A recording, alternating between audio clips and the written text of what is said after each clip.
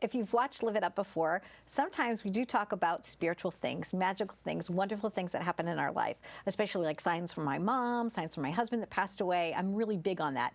Right now, I'm so happy because with us once again is Adam Lawrence. But instead of just talking about his Beast from the East, wait, is it Beast from the East? Beast of the East. Beast of the East. Beast of the East. Production. We're going to be talking about the project he did in memory of his mom, who lost her life to ovarian cancer. Welcome to the show, my friend. How are you? I'm doing well. Thank you for having me here, Donna. So we finally got the cameras rolling again. Yeah. And one of the things we talked about is that sometimes spirit talks to us through electricity. And your mom was one of those such people. Yeah, She definitely communicates to you through that. Absolutely, and she's here today. I definitely know she's in the studio with it. She's living it up with us. She's living it up with Literally. us. Because literally the camera, they said it took 4 jolts higher. And you being in production, you realize that just doesn't happen on its own. It's kind of rare for that to happen, so Right. we could just chalk that up to my mom doing it So hello, today. Mom. Hello, Mindy. Wherever she's at right now. Hi, Mom. Thanks for being here with us. So how did you come up with this concept in order to honor your mother this way and make a difference? You know, what happened was, as my mother became more, I would say, terminally ill, I was thinking of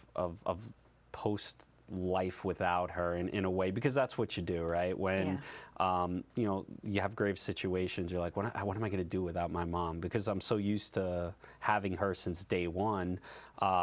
You know, I started thinking about ways to honor my mom because she was such a great woman. And some people do walks, other people do, you know, charity dinners or foundation dinners. I decided that I wanted to use my voice as a filmmaker since I'm in the business. I have my own production company. Why not make a film on a cancer that really isn't talked about as much as it should be? You know, it doesn't have that, I hate to say it, like household kind of recognition where you see breast cancer ads all the time. You know, you can affiliate the color with the particular cancer, but a lot of times people don't even know the color for ovarian cancer and what month, you know, it's supposed to be honored. And that's the biggest issue, right? Is raising awareness on something that really is, you know, taking a lot of lives. It's an epidemic.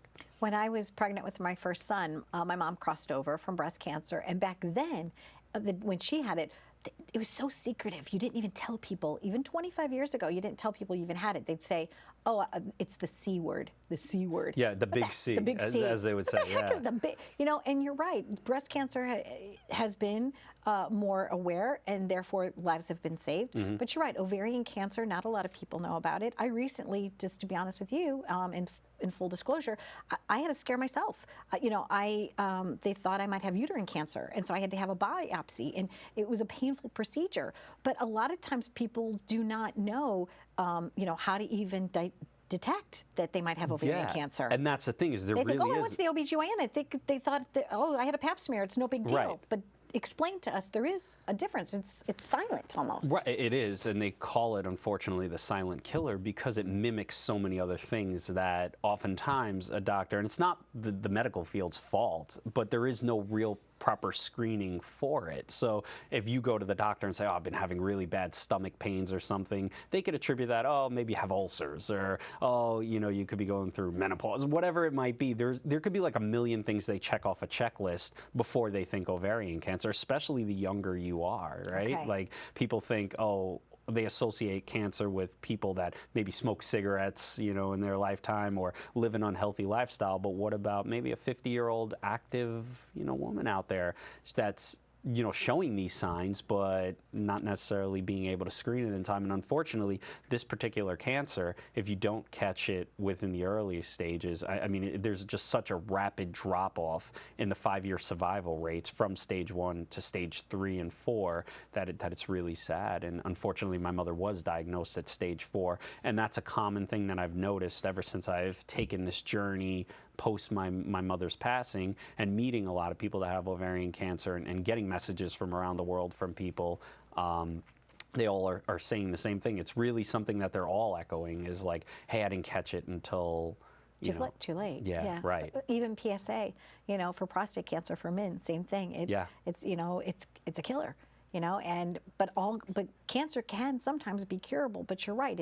It's finding out. It's right. Prevention, but also early diagnosis. Early detection is and key. So your film, let's talk about your project. What is it that you created that you're doing to help make a difference? I wanted to make like a powerful short because in Hollywood, it's all about the material. It's all about doing something that touches and moves and inspires people. And I felt like this project had that type of ability if I get the right cast, the right elements, the right storyline in there where it doesn't shy away from the truth of this disease, which is that you could be perfectly normal and healthy 1 year, and then the next year you're unfortunately in hospice and you know, on your last breaths. And doing a movie like that in 7 minutes is very hard to put a 4.5-year experience in there, but I casted a model, a plus-size model who is a very big advocate for the ovarian cancer community. Her name is Ellie Mayday. She has a huge social media following, so she's always out there talking about it because she has stage 3 ovarian cancer. And I put together a great cast and a great team to make this project come true, where it is kind of loosely based off my life, and it starts as me as a young child with my mom and having that loving, you know, mother-son relationship, and then, you know, fast forward to the end, to the part where, you know, it's the last moments of her life. And really, if you can do something like that and put in statistics and stuff like that, you're really doing a powerful message, and you're being able to, you know, capture your audience in that type of way, and hopefully get the response where I can't cure cancer. I'm not a scientist, and I don't have those types of abilities, but what I do have the ability to do is to bring people awareness on it, to say, you know what, maybe next time I have those stomach pains, I don't ignore it, and maybe, you know, I push the envelope a little further with my doctors or whoever when I go for my yearly checkup or 6-month checkup and stuff like that. So that was my main goal with this project. And it was important for me when I saw, you know, the fundraising campaign that you had online, that I said, well, what can I do? I'm like, oh, I could just have them on, you know. So I was expecting you to fund the whole thing, but it's all right. This is just as good. Well, when I'm as big, when the show goes really national, okay, we got it. Then you know, you're on my short list. My short list of things I would fund. I appreciate it. Definitely greenlight it.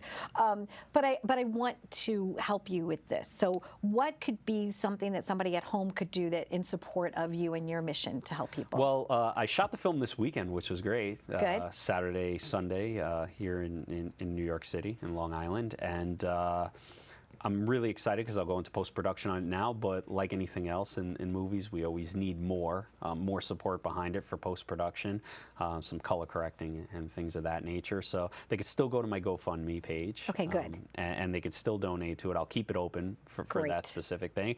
And the goal now is to just really continue to get media, continue to really just kind of put it out there into people's faces, because if it's out of sight, it's out of mind, right? So I just want to keep talking about it, and not only from my mother's memory, but maybe this story and journey that I went on could help somebody else's life. And that's the goal. And I know it probably already has. And Adam, I thank you so much for being here. Thank you. You showed me a necklace that that's meaningful to you too. Yeah. That you had created. So it has the teal. Yeah, the teal diamond in it for ovarian cancer, because ovarian cancer is teal. Okay. And then I put 2 palm trees on there because my mother loved palm trees. And it's funny because I look for signs everywhere now, and I see palm trees and owls and all these different things that my mother loved. Now I see it more so. So I just keep her with me all the time everywhere I go, and I know that she's there, and I know she was there this weekend when I was shooting, and she's clearly here today. Yeah, obviously she made her appearance here today. She definitely did. Well, we thank you so much. Thank you. Wish you all the best on your journey. Thank you. Please, if you have a story or something that you're passionate about, we want to hear from you. You can reach out to us personally at liveituptvshow@gmail.com. liveituptvshow@gmail.com. We want to help you. Thanks for watching.